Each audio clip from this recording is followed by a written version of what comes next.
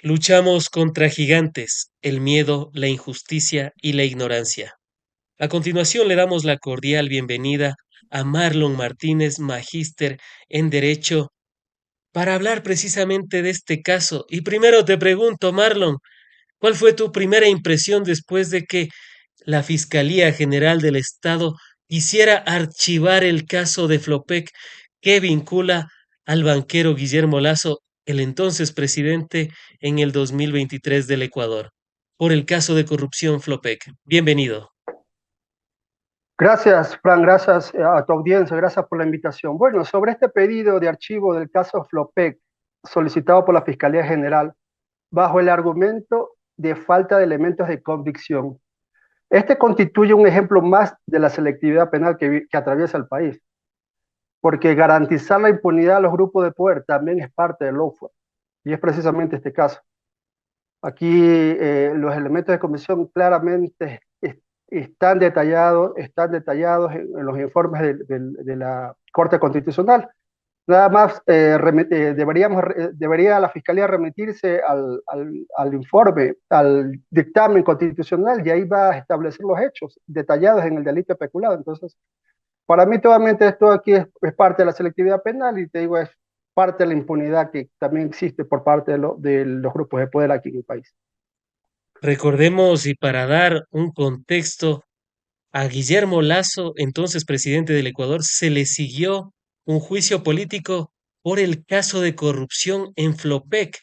Y esto derivó en la muerte cruzada que después el banquero hizo en el Ecuador, lo cual después, a su vez, hizo que tengamos a Daniel Noboa como presidente y quizás nuevamente, si es que no se termina de impugnar o si es que no dan paso a la impugnación de las 1800 actas que presentó la Revolución Ciudadana, seguiremos con el bananero Daniel Noboa. Pero esto, Marlon, ¿cómo llegarlo a comprender? ¿Es suficiente los argumentos de la fiscalía para archivar el caso? En realidad no existen los elementos de convicción, como ha asegurado la fiscal Lady Diana Salazar, máxima representante de la Fiscalía General del Estado. Mira, aquí para entender este caso, para entender el caso Flopec y el caso de este archivo de que se quiere dejar en impunidad a Guillermo Lasso, debemos remitirnos al año 2023, en marzo de 2023, cuando la Corte Constitucional emitió un dictamen en el que resolvió la admisibilidad del juicio político relacionado con el cargo, o sea, relacionado con el tercer cargo de acusación correspondiente al presunto delito de peculado. ¿Por qué digo el tercer caso de la acusación? Porque recordemos que la Asamblea Nacional en ese entonces remitió el informe de admisibilidad del juicio político por tres cargos a Guillermo Lasso. Dentro de los tres cargos, dos presuntos casos de corrupción era de por concusión y uno por peculado. La Corte Constitucional, al analizar el pedido de juicio político, identificó los hechos, inclusive técnicamente lo que planteó la Corte Constitucional, los hechos base, los hechos inferidos y los hechos conclusivos. ¿Qué significa? Que detalló este hilo de hechos y determinó que sí configuraba el delito de peculado en el caso Flopec a Guillermo Lasso. Entonces, entonces, ¿cómo puede afirmar la Fiscalía que no existen elementos de convicción en el caso de Flopec cuando el propio dictamen de la Corte Constitucional detalló que el presidente Lasso sí tenía conocimiento de las irregularidades cometidas por su cuñado Danilo Carrera, Rubén Cherres, que operaban como operadores externos, y Hernán Luque, que era en ese entonces presidente de ENCO, la empresa pública que estaba dentro de Flopec? Recuerdo que ENCO era una empresa que abarcaba diferentes empresas públicas, dentro de ellas estaba Flopec, que dicho sea de paso, ya la disolvieron aquí durante este gobierno de Novoa, ya disolvieron esa empresa, y donde se determinó que tanto los operadores externos como Rubén Cherres y Danilo Carrera intervinieron de manera directa e indirecta sobre el contrato de petróleos que beneficiaba a empresas, a terceros, a sabiendo que había pérdidas por pérdidas, en este caso por el Estado estaba perdiendo millones de dólares, eso lo tenía conocimiento el presidente Lazo. Sobre estas irregularidades, el presidente Lazo, dentro del informe de admisibilidad, eh, se determina que el presidente Lazo fue avisado previamente por un señor Estupiñán, que en ese caso era director de Flopé en ese momento, que fue porque no se sometió al señor Hernán Luque, fue despedido, mandó una carta, tiene fecha de recibido por parte de la presidencia, se identificó que el presidente en la tenían conocimiento. Además, el presidente Lazo tenía tal conocimiento de la corrupción en Flopé que en lugar de presentar una denuncia ante la fiscalía sobre esas irregularidades, optó por calificar de traidor a Luis Verde Soto y destituirlo del cargo que era secretario de anticorrupción, el cual él mismo lo había designado. Recordemos que en el 2023 Luis Verde Soto fue tildado de traidor por Guillermo Lazo y fue separado del cargo de secretario de anticorrupción. Entonces, hay muchos elementos donde se demuestra que el señor Guillermo Lazo sabía de la corrupción, del peculado que se estaba convirtiendo en Flopé y no hizo nada por remediar. Y es precisamente por estos hechos conclusivos es que la Corte Constitucional determinó de que había responsabilidad. Recordemos, te leo el artículo del 278 para tener claro qué significa peculado en nuestro código en nuestro país actualmente.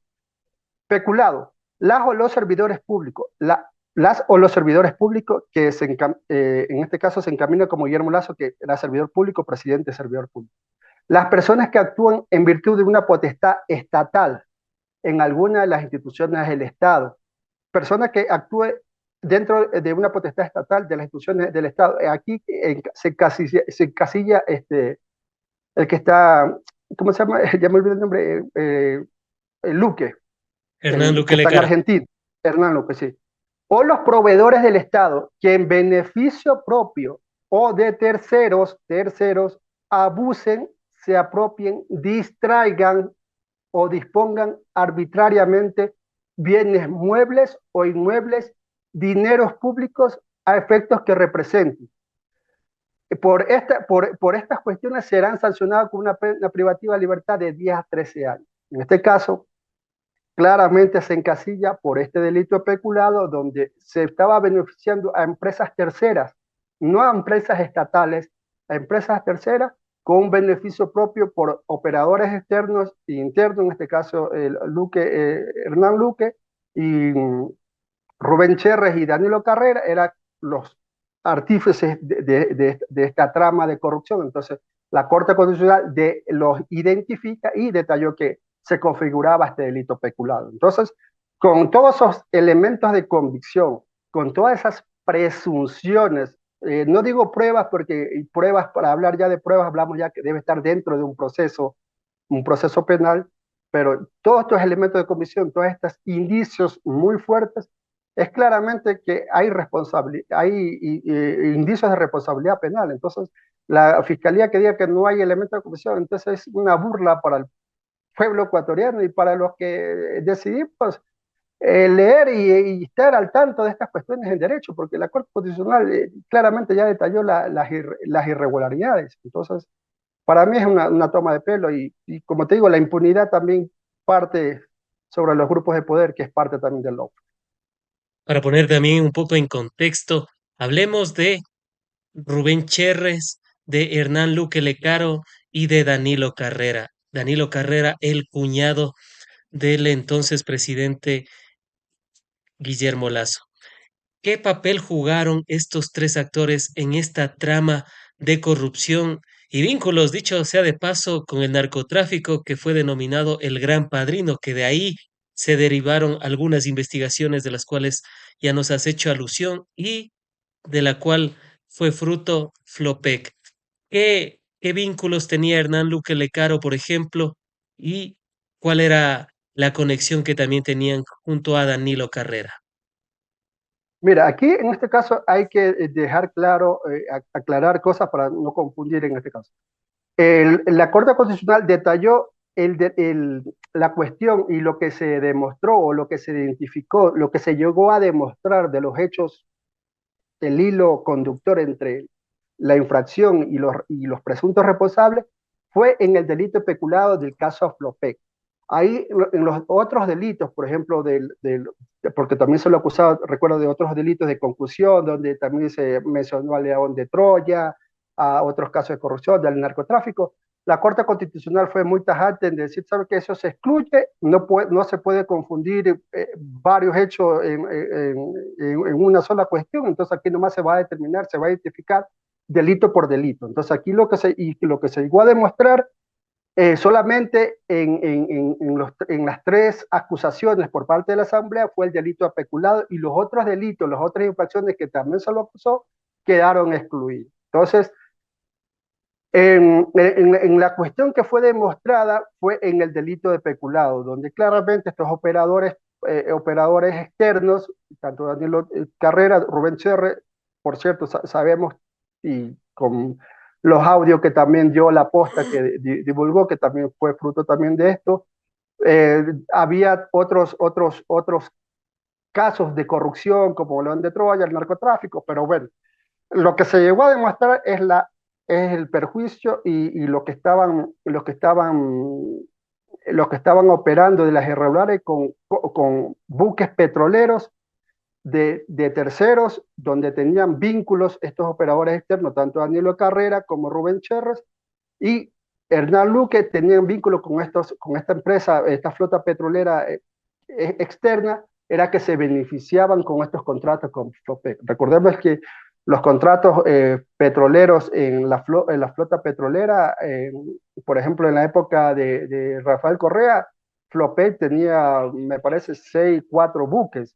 En la actualidad tiene uno, entonces todos lo han desmantelado. ¿Por qué? Porque es un negociazo redondo mantener esos contratos con los buques petroleros, que son los que traen y llevan, exportan y traen y llevan el petróleo. Entonces es una mina de oro para esta gente, entonces ahí fue que se identificó el peculado. Entonces en los demás delitos quedaron excluidos, pero obviamente tienen vínculos, pero como te digo, o sea, es un cuaderno aparte y lo que ahorita la Fiscalía está pidiendo es el archivo sobre este caso específico, el caso Flopey, donde no dicen nada sobre el informe de la Corte Constitucional. Ella nomás ampara sobre el informe de Contraloría, que no hubo elementos de convicción, fue todo muy superficial, entonces para ella ha determinado que, no, que merece ser el archivo. Pero cuando sabemos que es otra la cuestión de fondo, porque también debemos tener claro que una cosa es la verdad procesal y otra cosa es la verdad de los hechos. La verdad procesal es de acuerdo a la fiscal lo que ella quiera poner dentro del proceso. Entonces, por la verdad de los hechos es que hay otros elementos, otros indicios, otras pruebas, podríamos decir, que son muy determinantes, pero simplemente la fiscal los ignora. Entonces, eso es lo que está pasando acá. Acá la verdad procesal, sí, no hay elementos de comisión, pero la verdad de los hechos es que sí hay responsabilidad e indicios de responsabilidad penal. Y se hablan de cientos de millones de dólares en perjuicio al Estado ecuatoriano. Incluso recuerdo que en alguna oportunidad Pedro Granja hablaba de que podría ser incluso hasta más el dinero que se podría haber perjudicado al Estado por el caso de corrupción en Flopec.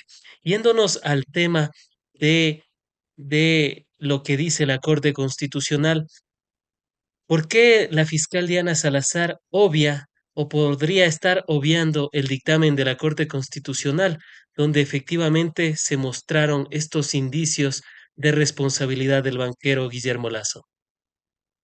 Bueno, ahí hay algunas respuestas, pero como te digo, o sea, una cosa es la verdad procesal y otra cosa es la verdad de los hechos, pero como tenemos una Fiscalía General tan selectiva que acusa esmeradamente dependiendo el cliente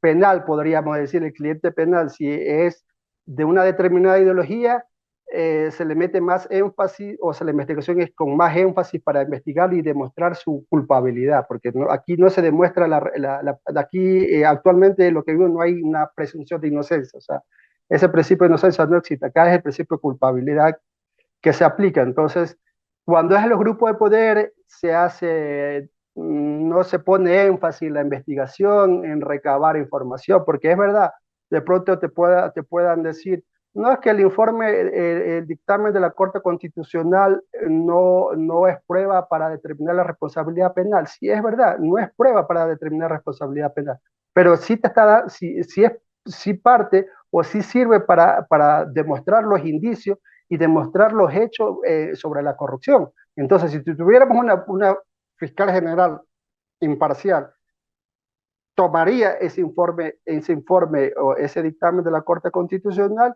y comenzaría a investigar los hechos, ese hilo que hace la Corte Constitucional de los hechos para concluir que hubo delito peculado. Entonces, de ahí a la Fiscalía General le correspondía es recabar todas las pruebas. Por ejemplo, está diciendo, haya el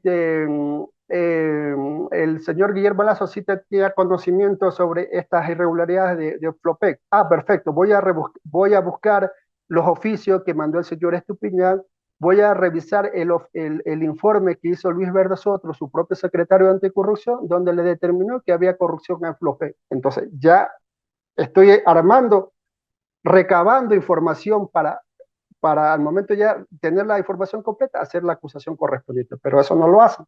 Entonces llegan de manera superficial que no hay elementos de convicción, como que las pruebas, podríamos decir, le van a llegar automáticamente al escritorio para que ella acuse. O sea, no es así. Entonces eso no funciona así. Entonces es por eso que ella, como no hacen su trabajo eficientemente, no recaban información adecuadamente, entonces llegan a la conclusión falazmente, con una información inconclusa, llegan a la conclusión que no hay elementos de comisión. Entonces ese es el tema, en términos centrales, la falta de prolijidad al momento de investigar un caso dependiendo del cliente penal. Si es de los grupos de poder, me hago de la vista gorda, si es con una clara tendencia ideológica, a él sí con todo. Entonces, Hay un selectividad penal. hecho, hay un hecho, y gracias a la producción que ya nos lo recuerda, 644 millones de dólares sería el perjuicio al Estado ecuatoriano por el caso de corrupción en Flopec, en el gobierno de Guillermo Lazo. Esto según Pedro Granja, ex candidato a la presidencia. Y estas declaraciones las dio en el 2023 en una entrevista con Alondra Santiago. Al finalizar, lo vamos a proyectar para darles un poco de ese recorderis que a veces le hace falta al país.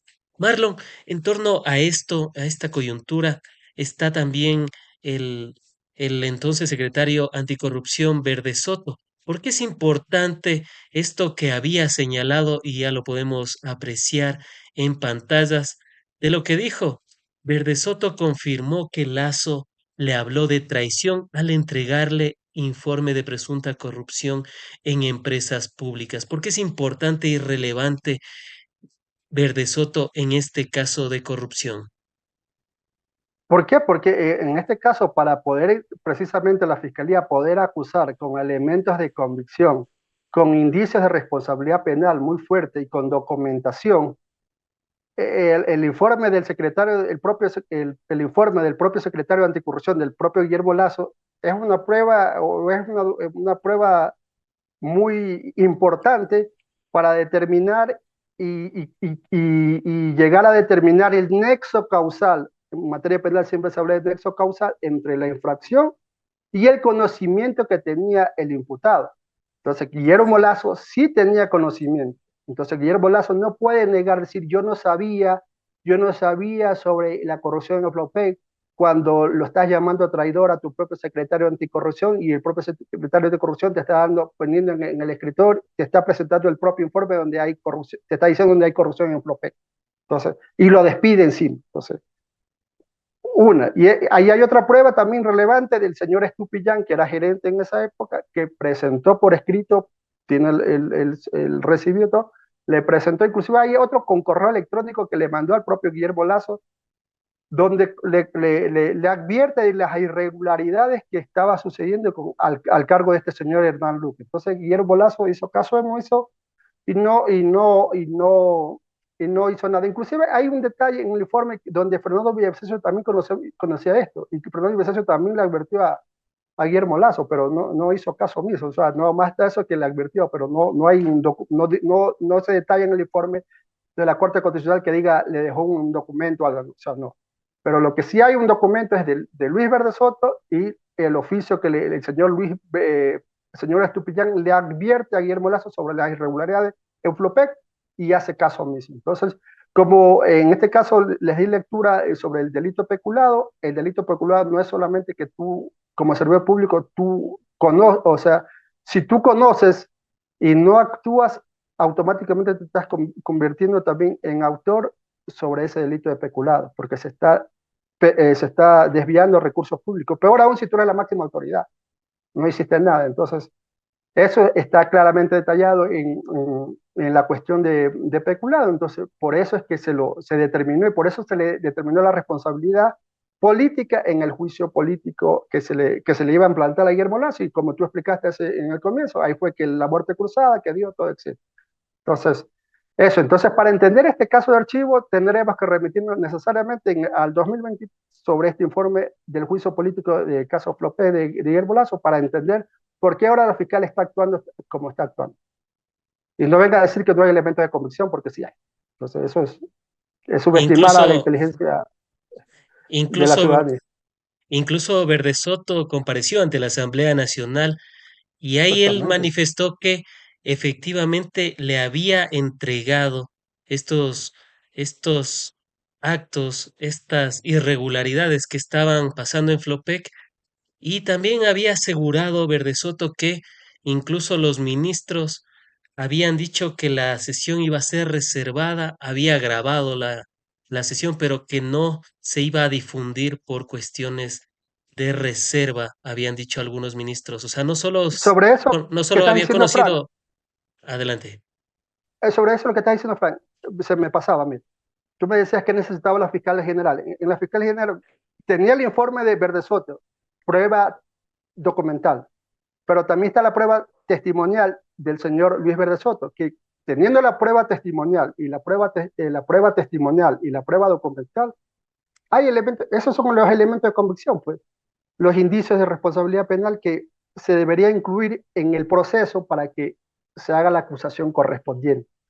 Entonces, pero intencionalmente se los excluye, entonces si estás excluyendo lo principal, entonces es obvio que vas a decir no tengo elementos de convicción, pero obviamente ahí es intencional donde se quiere llegar porque sabemos que Guillermo Lazo también parte de los grupos de poder y también tiene poder en este país, entonces viva la impunidad. Entonces, Es, hay prueba documental y prueba testimonial. Hay la prueba, inclusive sé que el señor Estupillán, una vez en esa época, me acuerdo que me escribió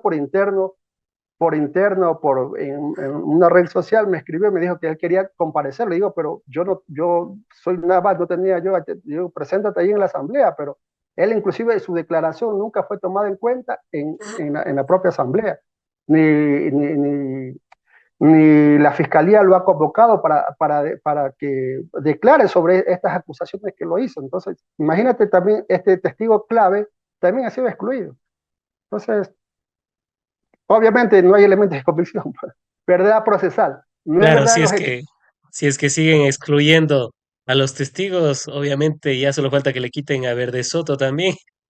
Claro, Pero ya sería, pero sí, ya, parece chiste, pero es real, o sea, es real. Así se maneja en la selectividad penal. claro, así se ha vivido y en estos últimos 8 años ha sido una constante. Marlon, también hay un tema que es EMCO, que Guillermo Lazo luego eliminó esta figura de EMCO, pero sin embargo, ¿quién era el que nombraba a los directivos de EMCO? ¿Y por qué es importante también señalarlo?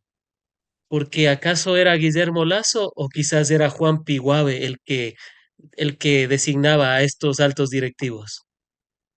No, obviamente el presidente como la máxima autoridad dentro menos de la función ejecutiva, porque ENCO, esta empresa pública pertenecía a la función ejecutiva, entonces obviamente el que tenía la potestad de designar y de quitarlo, o sea, darle por terminada su trabajo, por ejemplo, por presunción de actos de corrupción, darle por terminada su designación era el presidente Lazo, pero él no lo hizo. Entonces, cuando lo llamó traidor a Luis Verde Soto, cuando se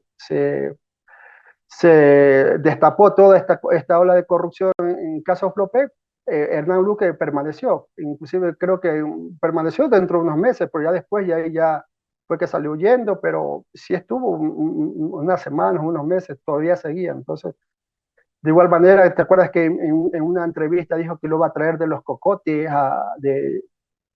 Nunca Hasta sucedió. ahora seguimos Creo que dijo que esperando que era, venga. sí, entonces él sabía de eso, entonces él es la máxima autoridad. En cambio ahora lo que ha hecho Novoa también me parece muy arriesgado y me parece se ha puesto la soga al cuello, porque ahora él es el presidente de todo, o sea, él es el que designa todo, es el propio presidente de todo. Entonces, eh, eh, técnicamente, administrativamente, no es recomendable que el presidente sea el encargado o la figura máxima para administrar todas esas empresas. ¿Por qué? Porque siempre va a haber un acto de corrupción, todo, y el que van a ir es contra la máxima figura, que es el presidente Novoa. Entonces, para mí, lo que ha hecho el presidente Novoa es ponerse la soga al cuello, hacer eso. Y obviamente también la ambición no lo deja ver, pero eso no es recomendable. No es casual, no es casual que en el caso de Rafael Correa durante los 10 años no haya habido un juicio de sobreprecio judicializado y que se lo haya culpado a Rafael Correa. Judicializado, digo, porque mediáticamente siempre lo hubo. Digo, judicializado. Porque yo te digo, yo trabajé siempre en el sector público y siempre en la parte legal. Y lo primero que nosotros recomendamos a las autoridades máximas, inclusive también trabajé en la presidencia, el que era a cargo de las contrataciones del servicio de compras públicas, contratación pública, era el coordinador administrativo financiero, no el presidente de la República. Entonces tú en todas las compras que se hacían de todos los contratos del Estado, todo, tú siempre ibas a ver al responsable, al coordinador administrativo financiero, nunca, de la presidencia de la República, nunca al presidente de la República. Con documentos te está hablando, porque te digo, porque dentro de un contencioso administrativo, juicio contencioso administrativo donde se resuelven las controversias contractuales, lo primero que te mira, a ver, déjeme ver la designación, la resolución donde lo designaron como para usted comprar, ser parte de estas compras dentro de las compras públicas es la resolución. Entonces, lo que está haciendo Novoa para mí se ha puesto la soga al cuello. Inclusive ni Guillermo Lazo hizo eso, porque imagínate Guillermo Lazo designó a su amigo Hernán Luque, y inclusive ahorita Hernán Luque está en Argentina, pero y a Guillermo Lazo es porque él sabía y no hizo nada por remediar. Pero el que estaba haciendo toda la corrupción y el responsable es Hernán Luque, inclusive también tiene responsabilidad, que está ahí, ya va más de 2 años, creo, o un año, ya va para 2 años que todavía no hacen la solicitud de extradición a este Hernán Luque. Entonces, y el señor Novoa ha hecho, ahora él es el máximo autoridad en todas las instituciones, entonces para mí eso es bien arriesgado. Al momento que ya no esté en el cargo y se comienza a pedir y a exigir cuentas, ahí se va a demostrar que todas las demandas va a ser contra él. Vamos a la primera pausa antes de continuar con el programa. Ustedes, amigas y amigos, cientos de conectados, muchísimas gracias por estar aquí con En Retrospectiva. Recuerden suscribirse al canal, dejar su épico pulgar arriba, compartir la transmisión, también dejarnos sus comentarios en la cajita que pueden ver al lado izquierdo de la transmisión en vivo y en directo. Ya lo saben, aquí contando verdades en cantidades industriales y en proporciones monumentales. Continuamos junto a Marlon Martínez analizando este hecho de la fiscal general que quiere salvar a Guillermo Lazo del caso de corrupción en Flopec. Marlon, hay una cuestión del hecho conclusivo 5 que habla de que los funcionarios, bueno, voy a leerlo completamente. En este contexto se evidencia la estructura que propició la corrupción en Flopequepe, la cual responde a la designación de los funcionarios que la conforman, realizada por el presidente de la República, Guillermo Lazo, en ese entonces, por las siguientes razones. Uno, todos los miembros del directorio de Flopec EP fueron designados directamente por Guillermo Lazo. Otra de las cuestiones que también me llama la atención en esto es el punto 3, los operadores externos de la trama de Flopec son Danilo Carrera Druet, cuñado de Guillermo Lazo, y Rubén Cherres, socio de Danilo Carrera. Marlon, ¿en un estado es normal tener estos operadores externos? ¿Es usual en un estado de derecho o cómo se les puede considerar a estos operadores externos?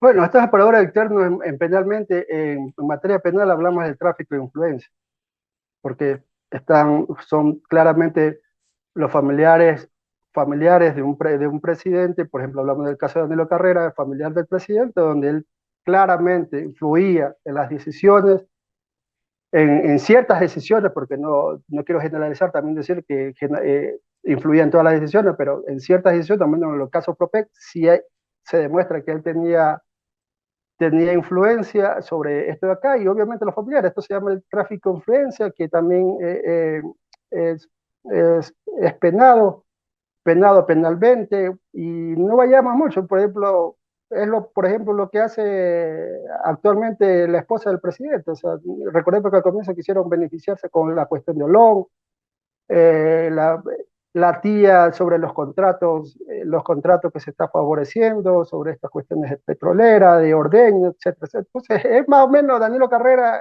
se transformó en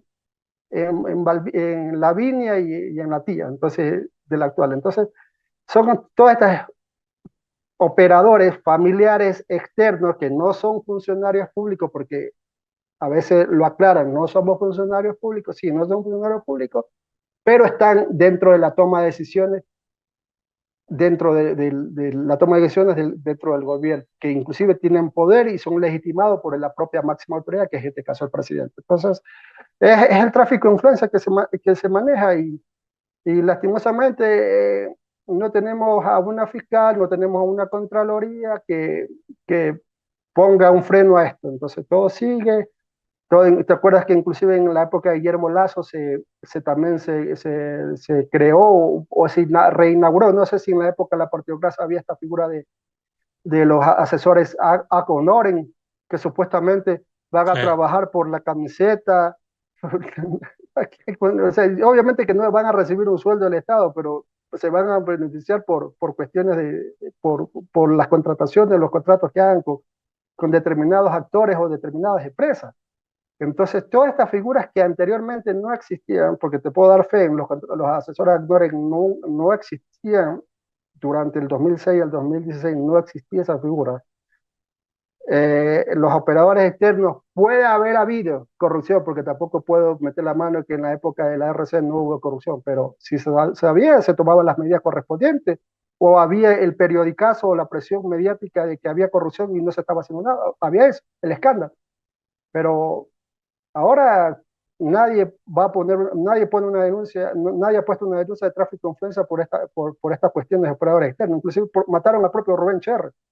Tú hace un momento, tú hace un momento hablaste de lo de Pedro Granja, sobre que él decía 600 millones, me parece que hablaste de la corrupción de Seiscientos Flopec. cuarenta y cuatro millones. 644. ¿Dónde están esos 644 millones? ¿Dónde está? Me va a decir que Rubén Cherry lo mataron y no tenía nada en su cuenta bancaria. ¿Dónde está ese dinero? ¿Quién le depositó ese dinero? A Danilo Carrera, que Danilo Carrera ahora supuestamente tiene presión preventiva por un delito que, bueno, pero no por esta cuestión de Flopec. ¿Cuánto le han embargado este dinero de corrupción a Danilo Carrera? Al propio Guillermo Lazo. ¿Cuánto dinero de esto habrá ingresado al Banco Guayaquil? O sea, si tuviéramos un buen fiscal general o buenos servidores públicos de la UAFE, todo esto investigarían, identificarían. Acá están la corrupción en Flopec, allá 640, acá están, mira, fueron distribuidos en esto, el señor Chávez tenía tanto, el señor Danilo Carrera tenía tanto, el señor Guillermo Lazo, a pesar que él no participó, él tenía conocimiento, él no participó, pero en su banco, bien que sabe que el señor Danilo Carrera puso, me invento, 100, 200 millones. O sea, se investigaría, pero no hay esa investigación. Entonces todo queda ahí a la lava, y los 640 millones de dólares se perdieron, se evaporaron por arte de magia. Antes de finalizar con este tema, el entorno de Johnny Estupiñán, ¿por qué es importante también resaltar a este personaje que ha estado dentro de esta, de esta trama que también es una de las personas que fue directorio de EP Flopec. A ver, el directorio de EP Flopec nombra a Johnny Estupiñán Echeverría como gerente general de la empresa pública de transporte marítimo de hidrocarburos. ¿Por qué es importante también el papel de Johnny Estupiñán en esta trama de corrupción en Flopec? Porque él fue el primero que puso en alerta estas irregularidades en Flopep, porque él pone la denuncia, él no, podríamos decir, no se dejaba amedrentar o sujetar de Hernán Luque. Entonces Hernán Luque, recordemos, no sé si recuerdan, a él lo despiden, lo sacan arbitrariamente de ahí y él pone una acción de protección. Y en la acción de protección le dan la razón a él y lo reintegran a su cargo. Entonces, obviamente, ya cuando lo reintegraron, ya él ya está muy afectado sus vínculos con Hernán Luque, entonces hicieron de todo para sacarlo. Y ahí es que él pone, o no sé si antes de la acción de protección o antes que lo despidan, ya pone en aviso al presidente Lazo, él ya pone en aviso por correo electrónico, ya pone en aviso, pero obviamente esto no surtió efecto y el presidente Lazo no hizo nada al respecto. Entonces ahí ya lo sacan.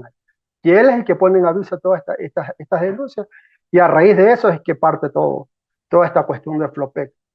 Entonces ahí ya comienzan ya las denuncias, ya tengo entendido que quiso reunirse con el señor Fernando de Vicencio. Fernando de Vicencio también supuestamente dijo que iba a hacer algo, pero no hizo nada. Y ahí fue toda esta cuestión, y ahí fue que interviene lo de la posta, los audios, entonces todo ahí fue así. Pero el señor Estupiñán es el clave en esto, porque a raíz de él, de la denuncia de él, es que nace todo esto, donde claramente él debería ser el testigo principal, el testigo protegido del caso Flopec ante la fiscalía, para que lo acuse al señor Guillermo Lazo. Y tengo entendido que inclusive hay muchos videos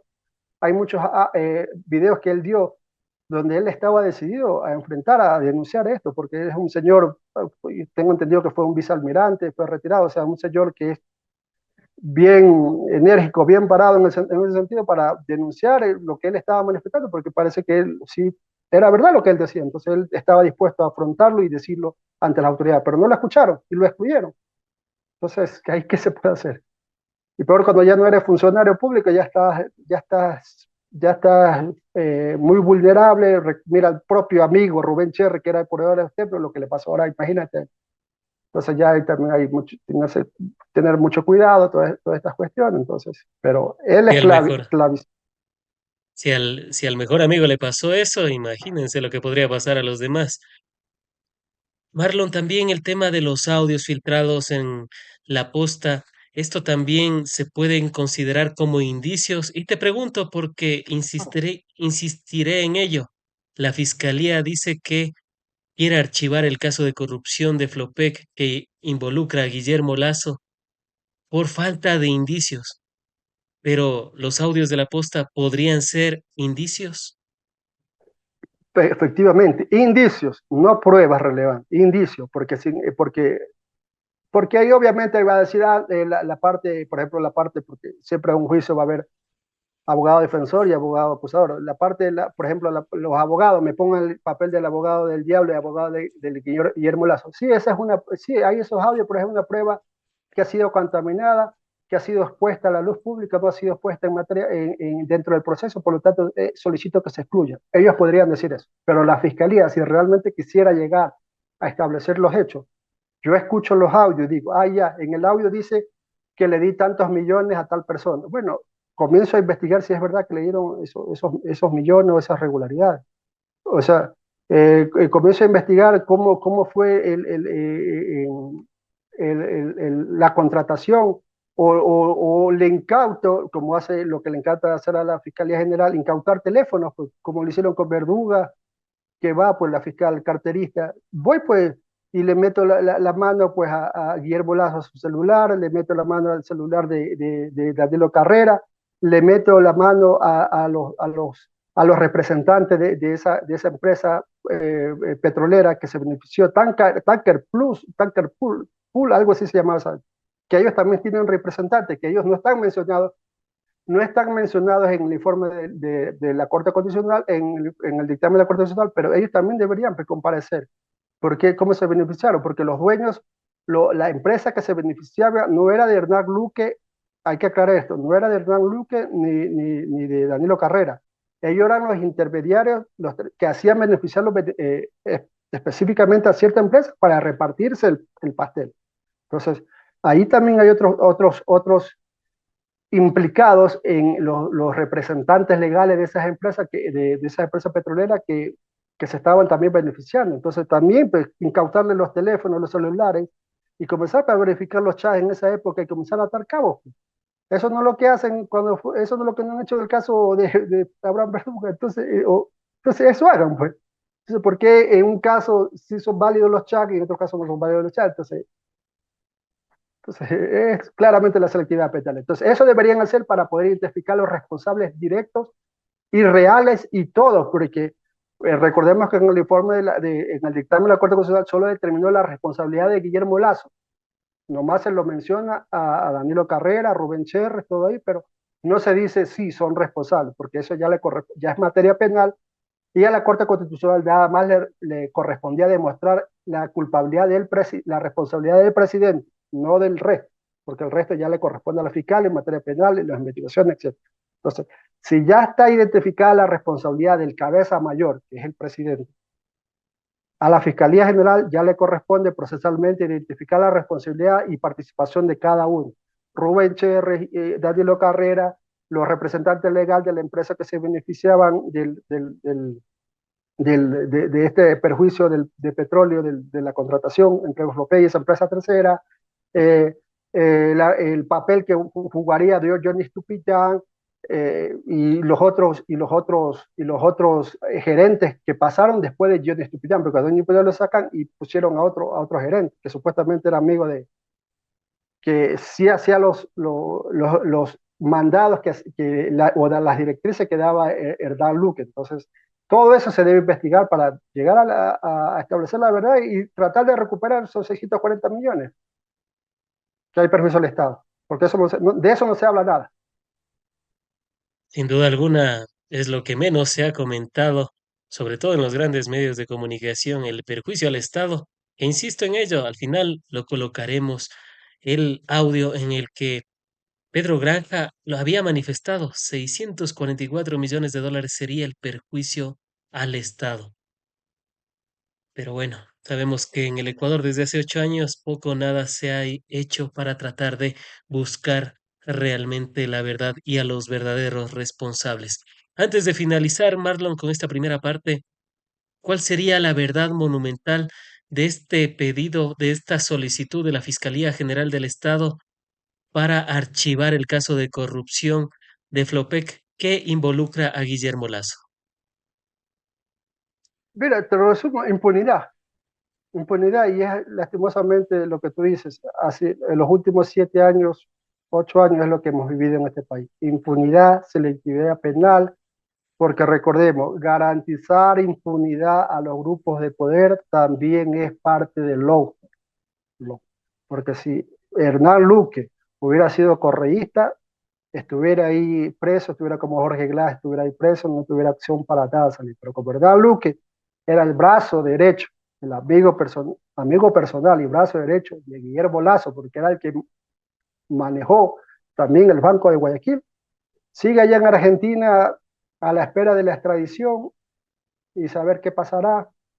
Y está a la espera de la extradición porque el propio gobierno argentino lo capturó. Si no, si el gobierno argentino no lo hubiera capturado, no pasará nada. Pero supuestamente, hasta lo que hemos capturado, no sé si ahora estaría libre, pero obviamente eso no se sabe.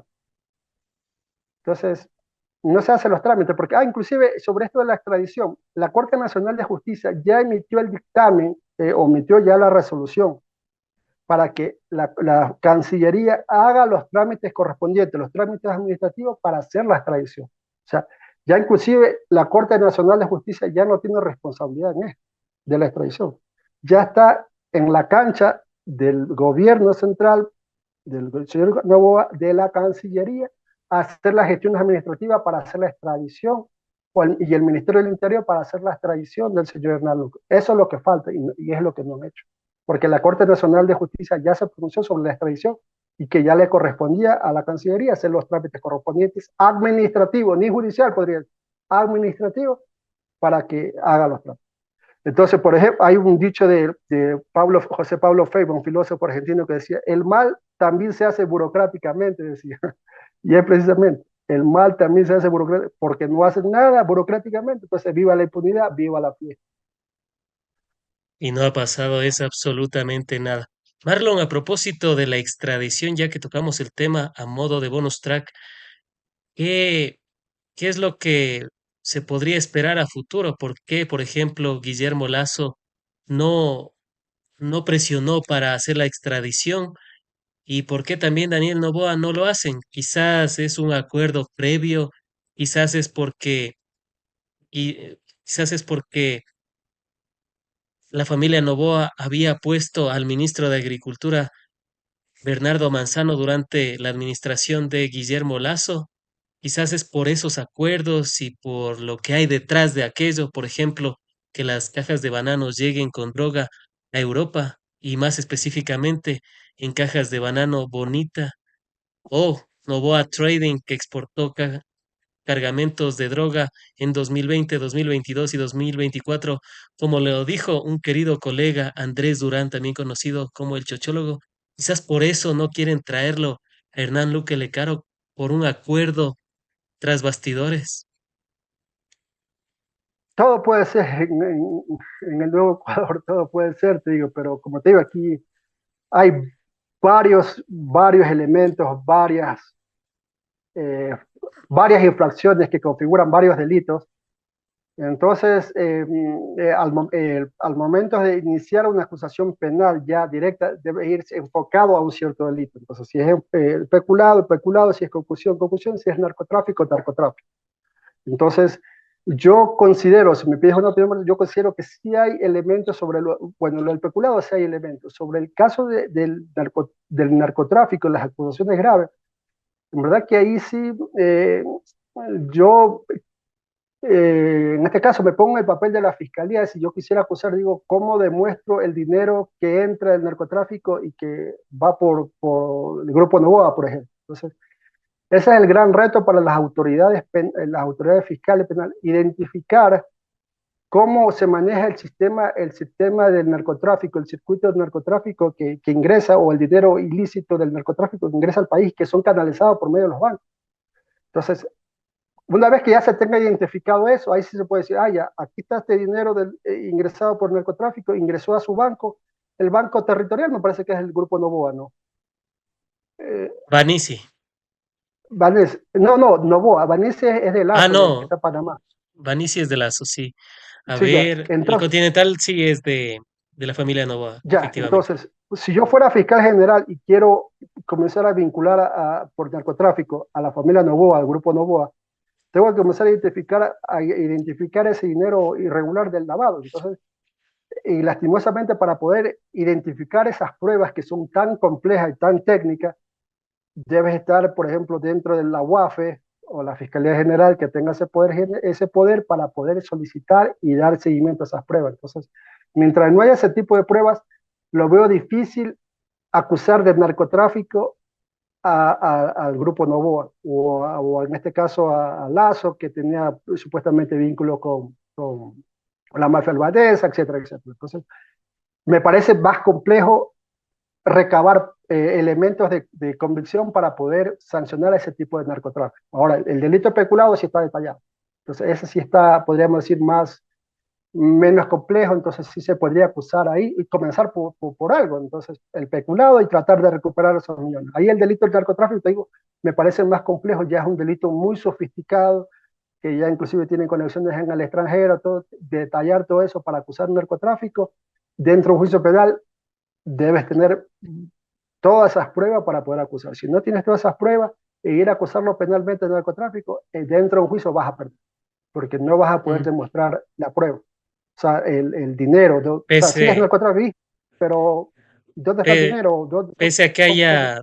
pese a que haya decenas de decomisos en Claro, buques, en cargamentos que tienen banano, pese a que quien controla los puertos y aeropuertos es precisamente el Estado, y quien está haciendo cargo del Estado, Daniel Noboa, y pese a que algunos puertos son privados también, y la claro. mayoría son controlados por los Noboa. O Entonces, sea, pese a eso, no pasaría nada. Entonces pueden seguir exportando droga. claro, o sea, pero es que como te digo, ahí debe haber el nexo causal, la infracción y la responsabilidad del infractor. Entonces, unir ese hilo conductor, lo que hizo la Corte Constitucional, unir ese hilo conductor para llegar a que Guillermo Lazo sí tenía conocimiento del delito peculiar, más o menos así se debería hacer para lo del narcotráfico. Entonces, yo lo veo difícil evacuar, aunque se sabe a ciencia cierta lo del puerto privado, todo el mundo sabe, al menos la que está, todo el mundo sabemos que el grupo Novoa tiene su propio puerto y por ahí manda las propias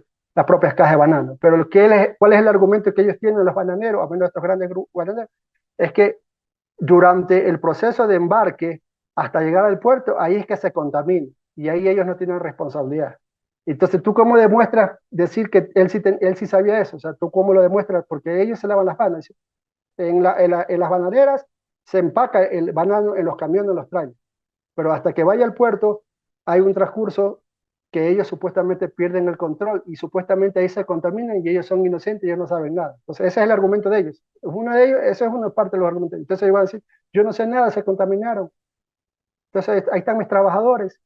Entonces tú sabes que dentro de un juicio penal, dentro de materia penal, siempre la soga se rompe en la más débil. Entonces la responsabilidad va a recaer en el administrador de la hacienda, en los trabajadores de la hacienda que ayudan a subir las cajas de banano, que son simples obreros, le dicen mancheros a los que trabajan en la bananera, va a recaer la responsabilidad de ellos porque a ellos le van a caer la responsabilidad. Y ellos van a decir, no es que el señor Novoa es dueño de esto, él es el que me dijo, demuéstralo. ¿Tú crees que Novoa le va a mandar un mensaje por WhatsApp o un correo a ella y decir, oye, no te olvides de llenarme o llenar tal cargamento? No lo va a hacer, no va a haber. Entonces, como te digo, es bien complejo identificar esa responsabilidad.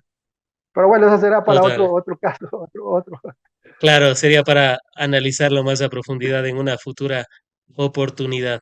A propósito de algunas personas nos han escrito, quieren saber qué es lo que ha dicho Pedro Granja. Estamos hablando de un perjuicio al país de 644 millones de dólares, por el amor de Dios. Presidente Lazo, usted tiene que renunciar. Usted ha sido revocado en su mandato por un pueblo que está dispuesto a salir en las calles en las próximas horas si estos sinvergüenzas de la Asamblea lo siguen alcahueteando. El operador político de Guillermo Lazo, Fernando Villavicencio, comentó hace unos días que la única prueba presentada por el socialcorreísmo durante el primer día de comparecencias en el juicio a Lazo fue la desesperación. No hay pruebas, dice él, para llevar a Lazo a juicio, no hay peculado, no hay absolutamente nada, lo está defendiendo evidentemente. ¿Qué es lo que piensa Pedro Granja? ¿En qué universidad se graduó Fernando Villavicencio?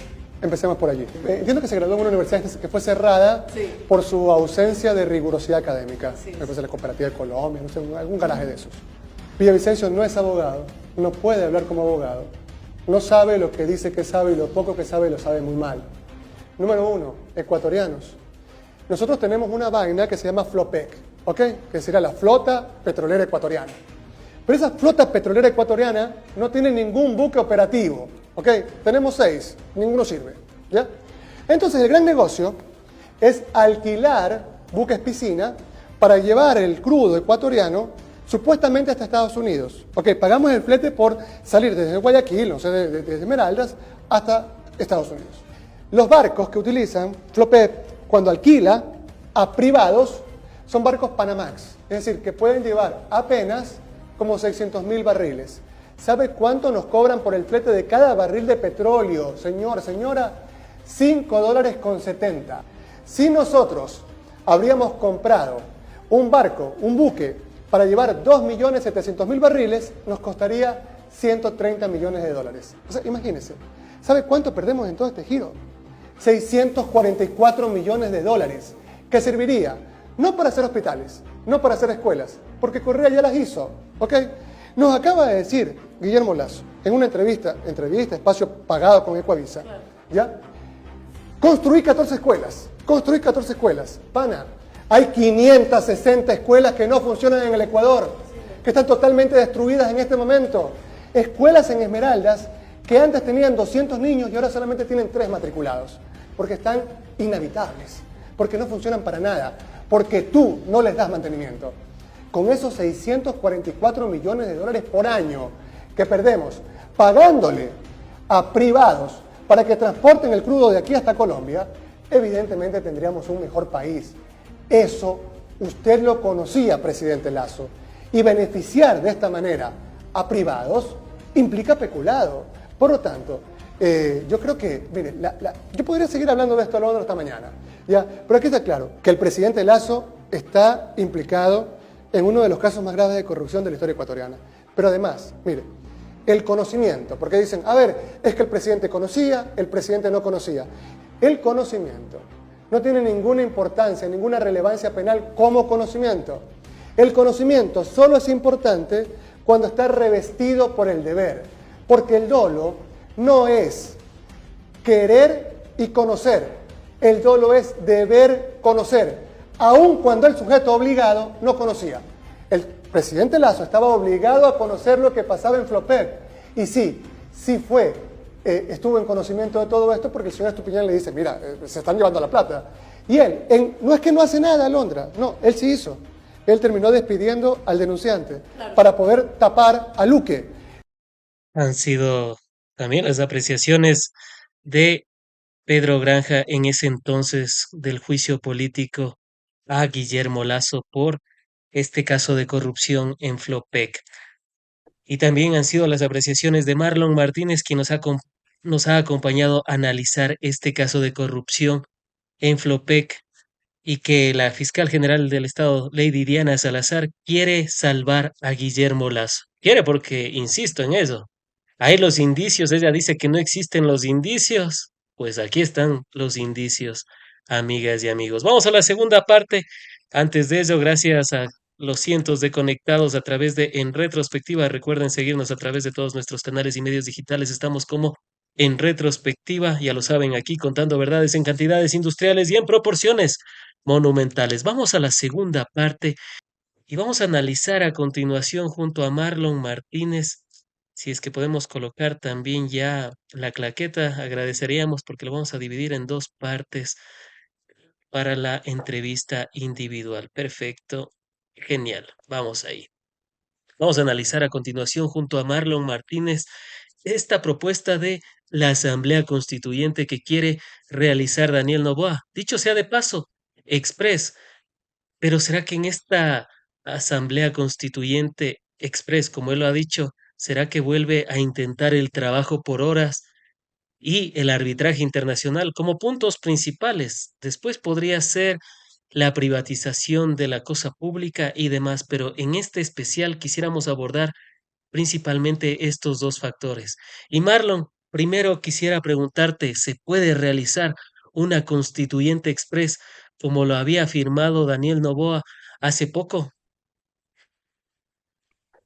Bueno, eso de la Asamblea Constituyente Express no existe, o sea, eso es una falta de respeto a la ciudadanía y lo que ya nos tiene acostumbrados, o sea, otorgar becas por like, no bodas de cartón, entonces todas banalidades que simplemente es el discurso mediático, que eso le gusta lastimosamente a gran parte de la sociedad, escuchar banalidades sin profundidad, sin análisis técnico, sin análisis riguroso, entonces es lo que vende. Pero en la práctica eso no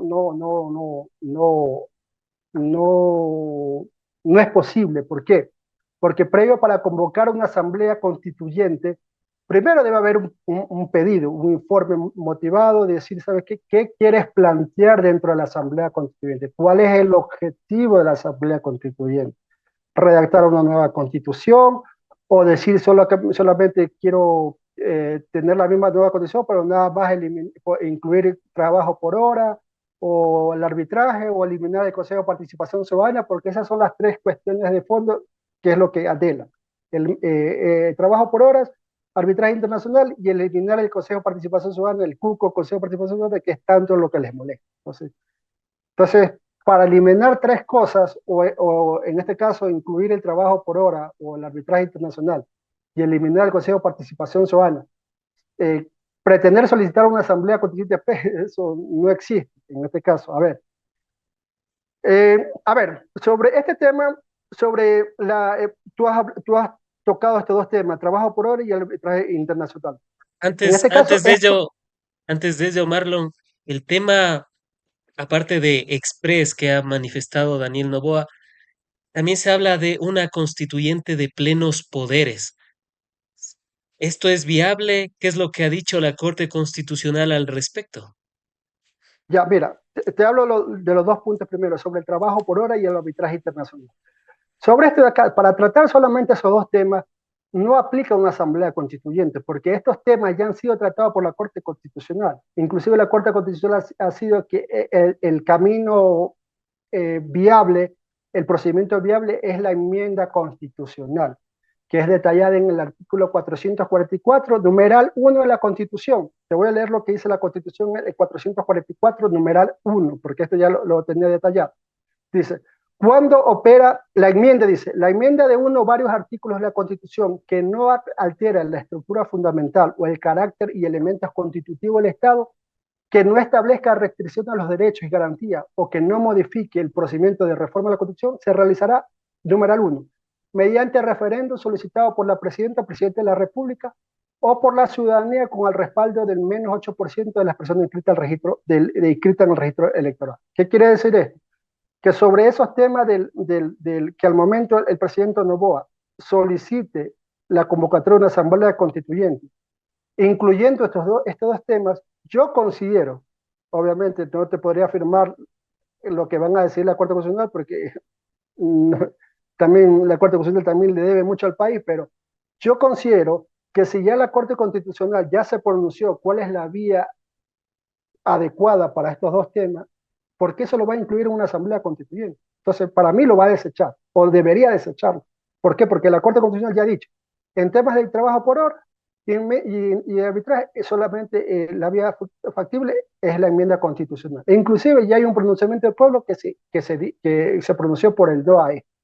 Entonces, yo creería que la Corte Constitucional rechazaría estos dos temas. ¿Por qué? Porque, como te digo, o sea, ya esa no es la figura, ese no es el objetivo, el fin, la lógica de la Asamblea Constituyente, estas dos figuras, y peor aún, y más aún que el pueblo ya se pronunció y diciendo no estaba de acuerdo con estas dos figuras. Entonces, para mí es una pérdida de tiempo seguir con estos dos temas, pero obviamente eso es lo que les encanta al electorado novoísta, al propio presidente, porque eso lo ayuda a ganar tiempo, así se entorpezca todo, así le digan, pero ya ha ganado cierto porcentaje de tiempo, porque eso es lo que él quiere. Llegar a estos 4 años, como sea, así sea en vano, a entorpecer todo la institucional del país, pero lo que él quiere llegar a los 4 años. Entonces, para mí más bien va por ahí, de querer ganar tiempo, sabiendo que le van a negar, entonces como hasta que le llegue a la Corte Constitucional, convoca la Asamblea Constituyente, pasarán 6, 8 meses, no sé si un año, entonces ya tiene como quiera un año garantizado Daniel Noboa dentro del puesto, así no haga nada, entonces ya tiene garantizado ese año, o sea, yo creo que va por ahí los tiros. Por Y el, eso, entonces, sobre esta cuestión de la otra pregunta sobre tú me decías de los plenos poderes, la Corte Constitucional incluso ya se pronunció, fue el propio doctor Ramiro Ávila Santamaría, que no sé si tú lo podrías algún rato convocar también para tu audiencia. Él se manifestó que la Asamblea Constituyente de plenos poderes ya no es posible, porque yo creo que también ese sería también el fin de Daniel Noboa, incluir estos temas que claramente lo van a negar, pero también el objetivo de él es dar una asamblea de plenos poderes, o sea, él ser el máximo jefe absoluto. Pero ya la Corte Constitucional les dijo que no era posible.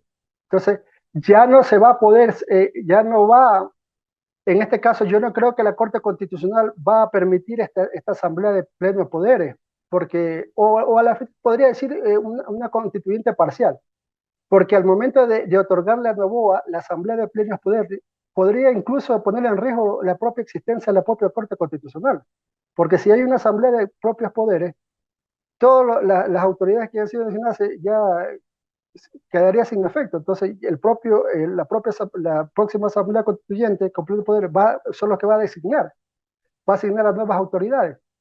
Va a asignar a nuevas autoridades, a nuevos jueces, a nuevos superintendentes, entonces todos se querían hacer. Yo no creo que la Corte Constitucional se dé un tiro al pie en esto de aquí, y ahí creo que no le va a dar paso a esta Asamblea Constituyente de plenos poderes, porque recordemos que para que Noboa convoque una Asamblea Constituyente debe haber un informe previo de la Corte Constitucional. Obviamente lo que te estoy diciendo es en teoría, porque en 2018, durante el Trujillato, también se necesitaba un informe previo para la consulta y A no eso hubo es, informe previo. a eso es a lo que te quería consultar, Marlon. ¿Podríamos volver a vivir ese escenario? Porque la Corte de ese entonces, del 2018, no se pronunció durante, si la memoria no me es esquiva, 6 meses, y lo cual fue Claro, alertado también por organismos internacionales, diciendo, Corte, sí. ¿por qué no te pronunciaste sobre esto que quería hacer Lenín Moreno? Y lo cual nos ha llevado a este descalabro institucional y toda esta ola de cosas Te irregulares cuento que que ha pasado actualmente, pero podría llegar a pasar nuevamente eso con la corte de lujo que estamos teniendo actualmente. sí, te digo, si yo te digo ya, no sé si al gobierno no se le ocurrió esto, pero yo ya veo, ya con los hechos anteriores y haciendo ya una analogía, puede pasar esto, porque en el 2018 no hubo el informe favorable de la Corte Constitucional, sin embargo, Lenín Moreno convocó a consulta popular. Entonces acá también no sé si pasará lo mismo, obviamente son hipótesis, eh, eh, cuestiones que podrían llegar a pasar analizando el contexto histórico de estos últimos 8 o 9 años de descalabro institucional que ha tenido el país, y podría haber, pero en teoría la Corte Constitucional le dijo, ya se manifestó que no era posible una asamblea constituyente de plenos poderes. Entonces, no es que llega a la asamblea constituyente y comienzan a dejar sin efecto a todos los funcionarios, servidores que están actualmente, obviamente, nivel jerárquico que están asignados en la actualidad, quedar sin efecto y ellos nuevamente designar. No se puede en teoría. Te digo siempre en teoría y te voy a decir siempre yo, obviamente, creo que es una característica mía, siempre te voy a decir la teoría y la práctica. La teoría es una cosa y la práctica es otra cosa. O sea, y ahí el que te Claro, diga, tomando en sí, consideración lo que hemos vivido en el país, donde sí, lo sí, ilegal lo han hecho parecer legal y lo exactamente, inconstitucional también lo han hecho parecer constitucional, exactamente. Entonces, y ya podríamos tener. entonces, otro de los rumores fuertes que se está escuchando sobre que se quiere volver a la constitución del 98, que también se quiere llegar a la constitución del 98 porque para algunos constitucionalistas, algunos académicos, era la mejor constitución. Bueno, entonces ellos La quieren que esa fue constitución realizada porque a puertas cerradas y que no fue sí, consultada al pueblo ecuatoriano. exactamente. Entonces, ahí hay algunos elementos, porque si, por ejemplo, si quisieran instaurar la constitución del 98, por ejemplo, en la constitución del 98 no había una corte constitucional. Entonces había un tribunal constitucional que no es lo mismo.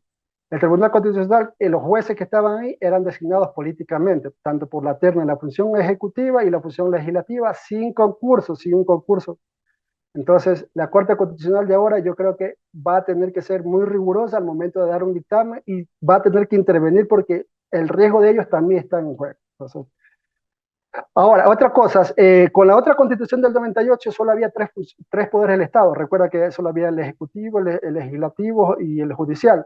Con la actual constitución hay 5. Entonces, siempre ha sido el anhelo de los grupos de poder es eliminar el Consejo de Participación Ciudadana, eliminar inclusive la función electoral. Entonces, yo creía que si se hace asamblea constituyente con plenos poderes, se eliminaría estas dos funciones del Estado, estos dos poderes del Estado, se eliminaría y se quedaría al clásico, al ejecutivo, legislativo y judicial.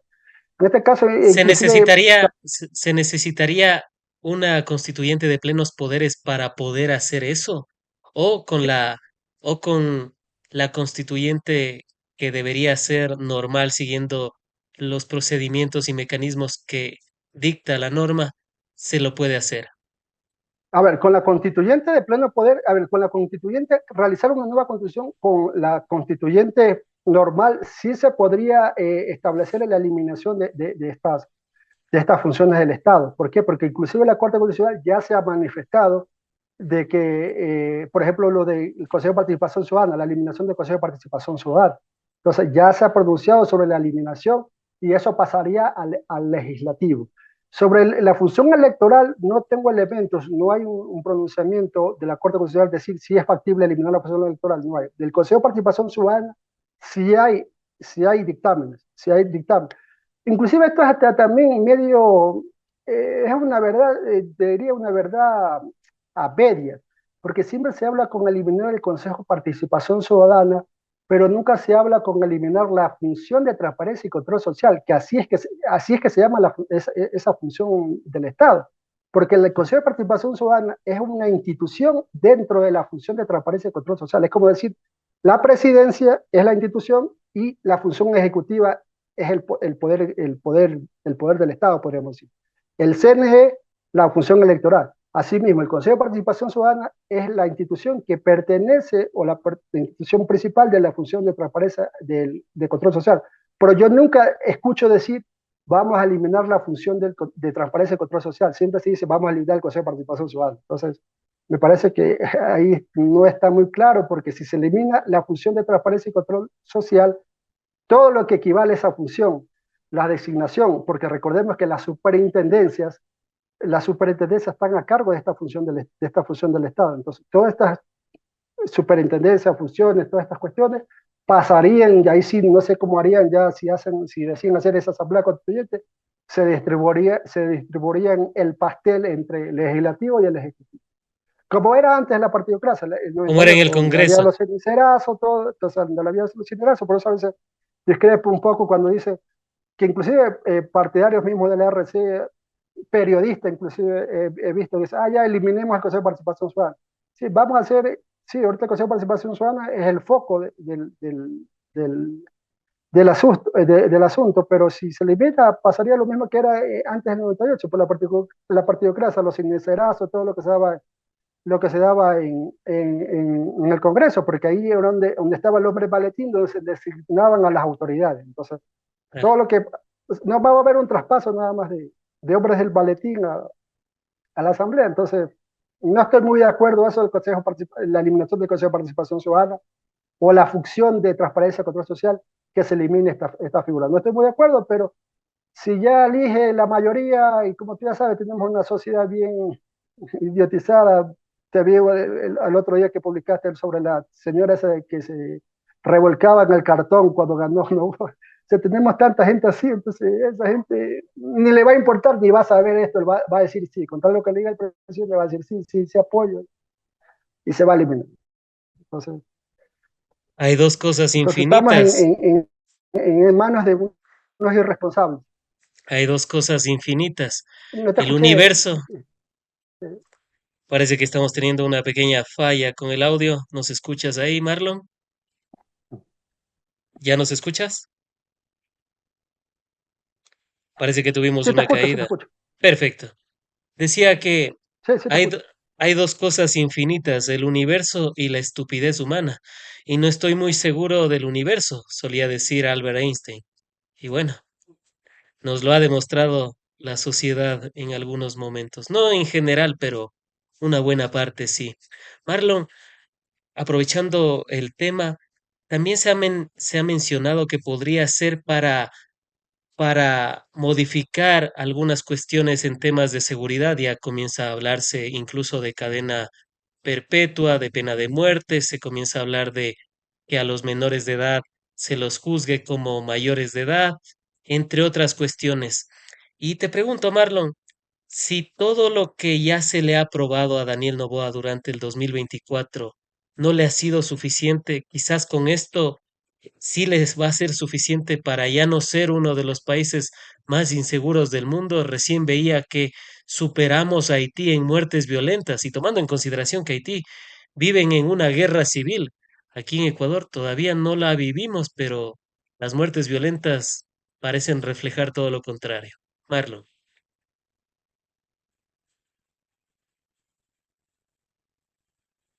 Eh, a ver, te digo, todo es posible con este señor de que está en Carondelet, todo es posible. O sea, todo lo inimaginable es posible.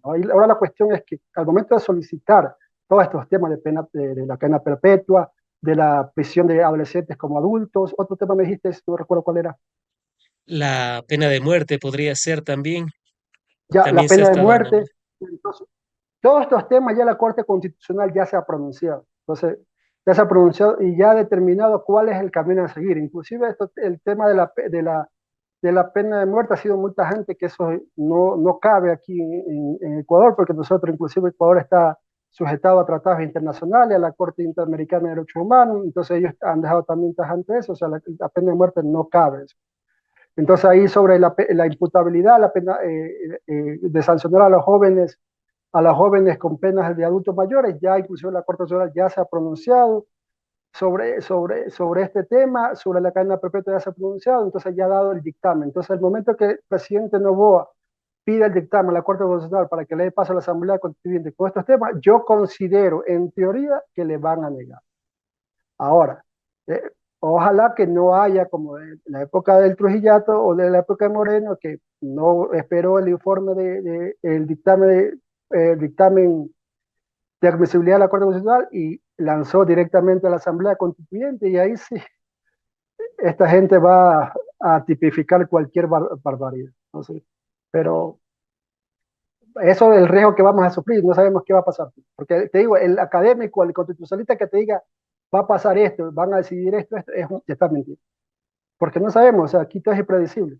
No sabemos, o sea, no sabemos qué va a decir la Corte Constitucional. Yo considero que la Corte Constitucional debería rechazar esas preguntas que ya ella tiene dictado.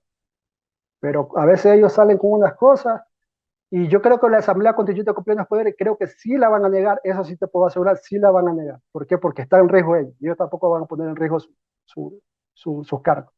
Porque si le autorizan una Asamblea Constituyente con plenos poderes, la Corte Constitucional desaparece. Pero ahora si quieren una constitución como el 98, en el 98 no había Corte Constitucional, porque la Corte Constitucional fue creada a raíz de la Constitución de Montecristi en el 2008, que es una institución autónoma, que la Corte Constitucional no pertenece a ninguna función del Estado, es autónoma, administrativa, entonces ellos son autónomos. Inclusive no están ni sujetos a juicio político los jueces de la Corte Constitucional con la Constitución del 2008. Cuando se van a la 98, los jueces del Tribunal Constitucional sí estaban sujetos a juicio político, y ahí vamos a ver pues, si autorizan tan banalmente como saben autorizar el juicio, otras cuestiones, porque ahí están creando un monstruo, es el monstruo de Franklin, es lo que están creando, y muy pronto les puede rebotar ahí. Marlon, el tema de, el tema, digamos que pasa lo mismo que en el 2018, la Corte Constitucional, bien sea le puede dar paso, como se puede callar y dejar que siga su rumbo, pase algo similar a lo que propuso Lenín Moreno en ese entonces y en este caso con Daniel Noboa le permiten. El trabajo por horas, ¿por qué Daniel Noboa estaría detrás de aquello? ¿Qué es lo que él pretendería hacer si es que logra incluir el trabajo por horas? Y no solo eso, quizás la terciarización laboral. A ver, sobre por qué, para mí, mi concepto, obviamente eso no lo vas a encontrar en ningún paper, ningún análisis periodístico, para mí, en mi opinión, y conociendo los antecedentes. Noboa es uno de los empleadores más grandes del país. O sea, tiene, no sé si cientos de miles de trabajadores, pero sí tiene miles de trabajadores. Entonces, a ellos, antes de la Constitución del 2008, yo lo palpé, inclusive he tenido clientes donde demandan a los grupos, a empresas del Grupo Novoa. ¿Por qué? Porque les han afectado los derechos laborales a los trabajadores, con empresas de papel, con tercerización laboral, con descuentos que no cabían. Entonces, el Grupo Novoa tiene ya un historial muy grande sobre la explotación laboral. Por eso, yo creería que por eso es una de las preguntas de énfasis de él, porque eso le beneficiaría directamente a él.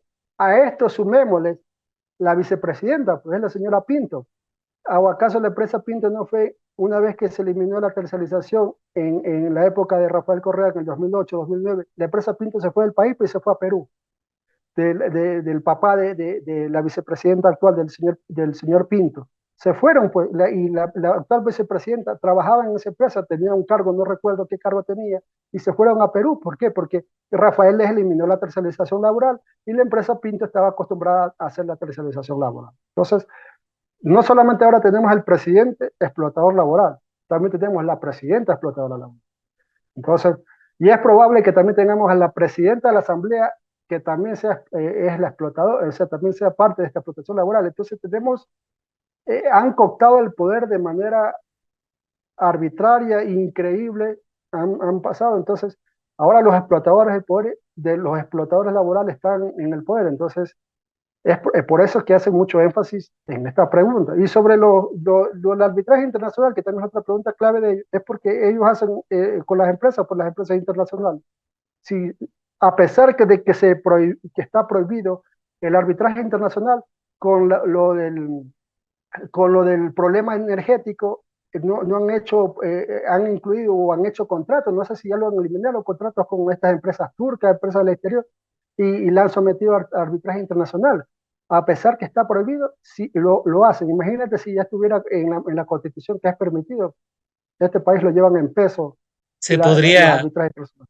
se podría vaticinar un eventual escenario donde quieran comenzar a privatizar los sectores estratégicos, como por ejemplo con lo que pasó con el campo Sacha, que dicho sea de paso, una de las empresas que iba a tener la concesión del campo más productivo y de mejor calidad del país, estaba con el número de el ordeño que le pertenece a la tía Isabel Noboa. Quizás eso es el trasfondo de los arbitrajes internacionales que podrían ser incluidos en esta constituyente de Daniel Noboa. Eso darlo por seguro. Eso es el objetivo real. Desmantelar el sector público y privatizar los sectores estratégicos. Sector petrolero, si ya lo hacen, que ahora que está prohibido, ya lo hacen o lo pretenden hacer sobre el campo Sacha y otros campos que no, bueno, desconozco los nombres específicos, pero ya lo están haciendo o lo pretenden hacer, ya lo están trabajando para la privatización del sector petrolero. Lo del arbitraje internacional, obviamente las petroleras internacionales si vienen acá al país y ellas lo primero que hacen es someter al país dentro del arbitraje internacional. Es lo que hacía la Chevron, pues. La Chevron, recordemos cuando la Chevron nos tenía mandado en Estados Unidos al país, entonces es lo que va a hacer este arbitraje internacional. Por ejemplo, la del CIADI, que es un centro de arbitraje perteneciente al Banco Mundial. ¿Quién es el Banco Mundial? Aquí por ejemplo, el gobierno de Estados Unidos. Entonces, nos volverían a eso. Entonces, está mucho riesgo sobre lo de la Asamblea, lo que se piensa hacer en la Asamblea Constituyente, los cambios que quieren hacer drásticamente. Ojalá que la Corte Constitucional no permita, porque como te digo, la Corte Constitucional también está en juego. Si se hacen los desatendidos, si se hacen los técnicos, los académicos que siempre no miran la parte política, ellos también van a llevar su parte. Es decir, van a ser esa institución de la Corte Constitucional va a ser eliminada. ¿Sabe? Entonces yo creo que ahí el único filtro o el único que tenemos esperanza podría ser la Corte Constitucional. Si ya la Corte Constitucional ya no hace nada, ya este país se lo llevan en peso, porque ya tiene cooptado todos los poderes del Estado, todas las funciones del Estado, todos los poderes. Entonces, es muy grave lo que se vendría si se hace una asamblea constituyente con plenos poderes. Y peor aún si no hay un informe de admisibilidad, y lo hacen automático. Este Antes de país lo destruye. finalizar. Antes de finalizar el programa, ustedes, amigas y amigos, recuerden suscribirse al canal, dejar su épico pulgar arriba, compartir la transmisión de En Retrospectiva y todos los contenidos que generamos día tras día. Marlon, antes de finalizar, ¿cuál sería la verdad monumental de esta propuesta de la Asamblea Constituyente por parte de Daniel Noboa? Asamblea Constituyente Express, dicho sea de paso. Que bueno, sobre esta Asamblea Constituyente Express nada más es una intención para regresarnos a la Constitución del 98, que fue la causante del feriado bancario. Acá desconozco si va a haber con esta nueva Constitución que pretende vaya a haber un feriado bancario, pero lo que sí va a haber nuevamente es precarización laboral, arbitraje internacional y desmantelamiento del sector público y privatización de los sectores estratégicos como las áreas del petróleo, el sector eléctrico, telecomunicaciones. Por ahí ya veo un economista que de aquí de la Cámara de Comercio de Quito, donde ya está pidiendo la privatización de la Corporación Nacional de CDT, la empresa pública. Entonces, ya hay estos elementos, entonces quieren llevarse el país los grupos de poder, pero ojalá que la ciudadanía reaccione.